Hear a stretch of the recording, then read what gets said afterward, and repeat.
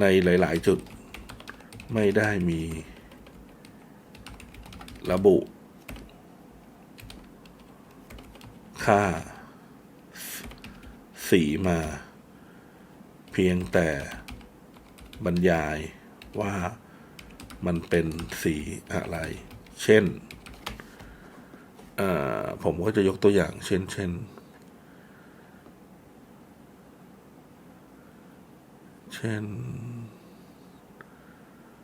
ตัว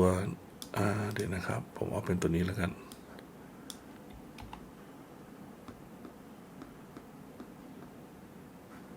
เช่นตัวนี้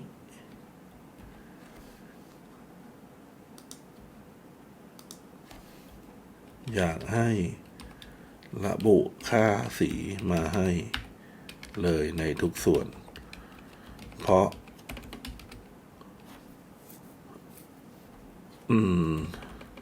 ทุกส่วนเพราะไม่ต้องบอกเหตุผลเขาดีกว่านะ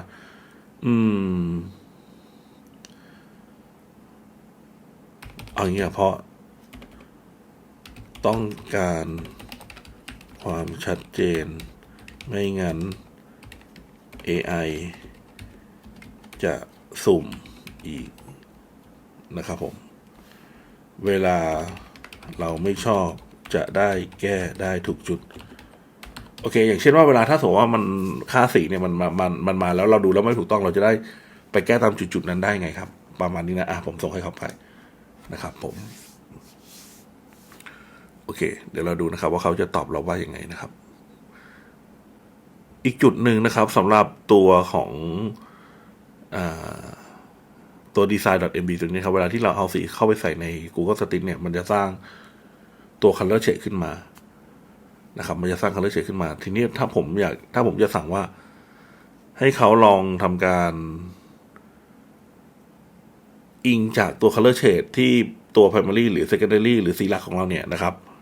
แล้วเขาก็ให้ใช้สีเหล่านั้นแทนอะไรเงี้ยแต่ว่ามันอาจจะไม่ได้ตรงกับตัวที่เป็นพรีวิวในสติกนะครับผมโอเคเห็นไหมให้เขาทำการแก้จุดนะครับ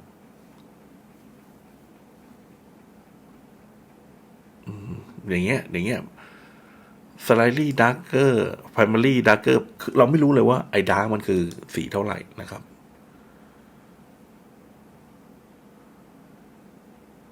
โอเค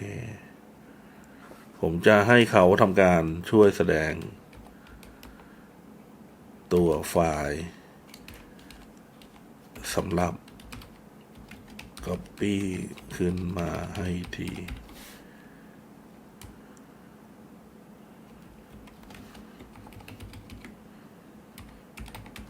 โอเคผมจะได้เช็คเลยนะจะได้ไม่ต้องไป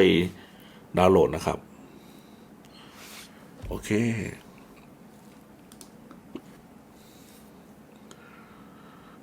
เขาก็จะมีในส่วนของตัวที่เป็น hover เป็น active เป็น soft เป็นอันนี้ขึ้นมานะครับ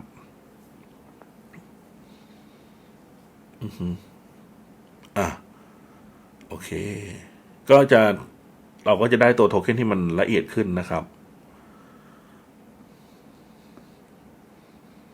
เรามาดูที่บอททอนกันดีกว่าว่าบอททอนมันเป็นอย่างไรเป็นแบ็คกราวด์เป็นเทคโอเคเขาระบุลงไปเลยนะครับในแต่ละตัวนะโอเค secondary เป็นก้นเป็นแบบนี้นะครับเตือนเป็นแบบนี้ไซส์เป็นแบบนี้การ์ดโอเคนี่แหละครับคือสิ่งที่เราอยากได้นะครับก็คือการระบุที่มันชัดเจนแบบนี้นะครับ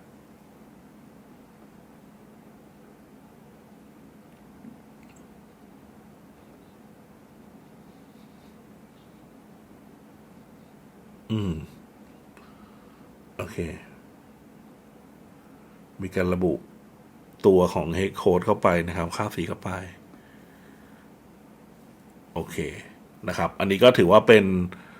ตัว Design MD ที่สมบูรณ์นะครับแต่ทั้งนี้ทั้งนั้นนะครับเราจะต้องเอาเข้าไปในตัวของ Google Stitch เพื่อทำการเช็คดูอีกทีหนึ่งนะครับว่าตัวของงานที่มันออกมาเนี่ยเราชอบหรือเปล่าถ้าไม่ชอบเราก็สามารถที่จะทำการ ปรับเปลี่ยนได้อีกนะครับเดี๋ยวผมขอดูก่อนมันมี navigation มาหรือเปล่ามันไม่มี navigation มาโอเคมันไม่มี navigation นะครับเพราะว่ามันไปยึดตามในส่วนของตัวที่เป็นไฟล์ตัวไอ้ไปไลน์ตัวนั้นเป็นหลักนะครับผมซึ่งไปไลน์ตัวนั้นมันไม่มี navigation ถูกไหมของเรา navigation อยู่ทางด้านซ้ายมือนะครับเดี๋ยวเราต้องลองดูนะครับว่าตอนที่เราเอาไฟล์ไปใช้เนี่ยนะครับตัวของ navigation มันออกมาเป็นยังไงทีนี้ผมอาจจะลองสั่งมันตอนนี้เลยก็ได้นะครับบอกว่า